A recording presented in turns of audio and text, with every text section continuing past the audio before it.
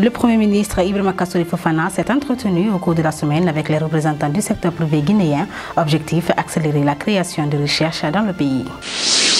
Le ministère de l'Enseignement supérieur et de la Recherche scientifique vient de bénéficier de 70 ouvrages offerts par le Commissariat général de Conakry, capitale mondiale du livre 2017.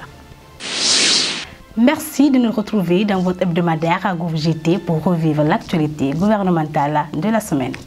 Le Premier ministre, chef de gouvernement, a échangé cette semaine avec les représentants du secteur privé guinéen. Au cours de leur rencontre, Ibrahima Kassory Fofana a rassuré le patronat de la volonté de son gouvernement à le soutenir pour accélérer la création de la recherche dans le pays. Aboubakar Sidiki Mané. Cette première rencontre avec le secteur privé guinéen depuis sa nomination comme Premier ministre chef de gouvernement a tourné essentiellement sur les nombreuses difficultés qui empêchent le secteur privé de jouer pleinement son rôle auprès de l'équipe gouvernementale dans le cadre de la contribution à l'amélioration du climat des affaires dans notre pays. Le secteur privé est donc venu exprimer toute sa volonté, tout son soutien d'accompagner le gouvernement. Donc il était important que nous prenions contact pour citer ces différentes préoccupations, mais en même temps avoir des échanges avec le Premier ministre pour ce qui est des perspectives, ce qui est des possibilités de discuter des pistes de solutions, et nous avons été éclairés. Conscient du rôle majeur du secteur privé guinéen, le Premier ministre chef du gouvernement s'est longuement prononcé sur un certain nombre de facteurs qui permettra de faciliter la mise en place de certains instruments régulateurs pour le bien des acteurs concernés. Le président de la République nous charge d'aller avec eux, de supporter le secteur privé guinéen, de mettre l'accent sur la composante guinéenne du développement pour que nous puissions, notre secteur privé puisse supporter le développement du pays, parce que c'est cela la croissance inclusive. Le message est de leur dire, nous sommes disposés à cela, mais organisez-vous. Jusqu'à date, on n'a pas de chambre consulaire digne du nom. Jusqu'à date, nous avons un patronat dispersé, diversifié. Ça ne facilite pas la concertation pour qu'ensemble, gouvernement et secteur privé puissent conjuguer les efforts pour nettoyer le climat des affaires, arriver à construire des choses ensemble. Avec la volonté affichée par le secteur privé guinéen, le gouvernement entend se tourner vers l'amélioration du climat des affaires permettant de favoriser la création d'emplois. À présent, l'actualité en bref.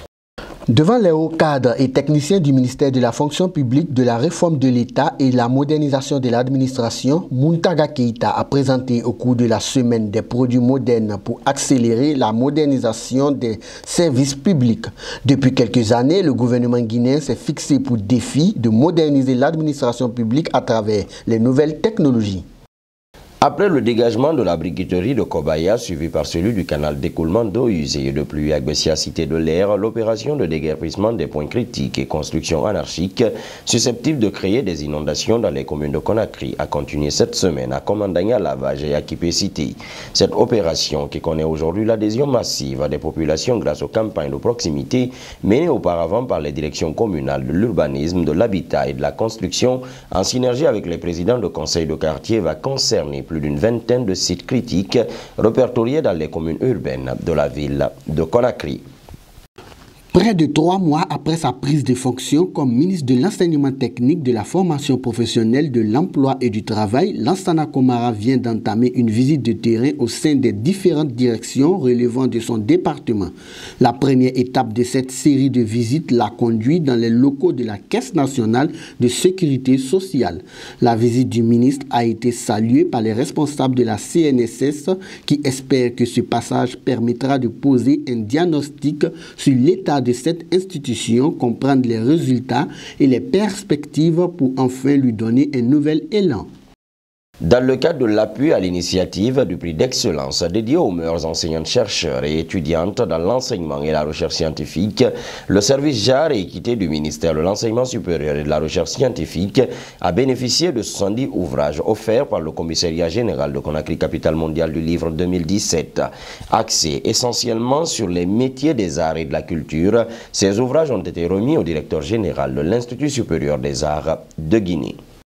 Le ministre des Pêches, de l'Aquaculture et de l'Économie maritime vient de recevoir en audience la mission du projet d'appui au secteur agricole de la Guinée. Il était question pour cette mission de présenter au ministre Frédéric Loy le rapport de l'atelier portant sur la revue des dépenses publiques du secteur agricole pour la période 2013-2016. Cette rencontre qui s'est tenue au mois de juillet avait pour objectif d'analyser des politiques de développement agricole, des réformes institutionnelles et faire des recommandations opérationnelles aux autorités afin de contribuer à une meilleure allocation des ressources et leur utilisation efficace et efficiente dans un contexte marqué par des fortes contraintes de financement. Ainsi s'achève ce numéro Groupe JT réalisé par toute l'équipe de la cellule de communication du gouvernement. Je vous souhaite de passer un très bon week-end et à la semaine prochaine pour un nouveau tour d'horizon de l'actualité gouvernementale.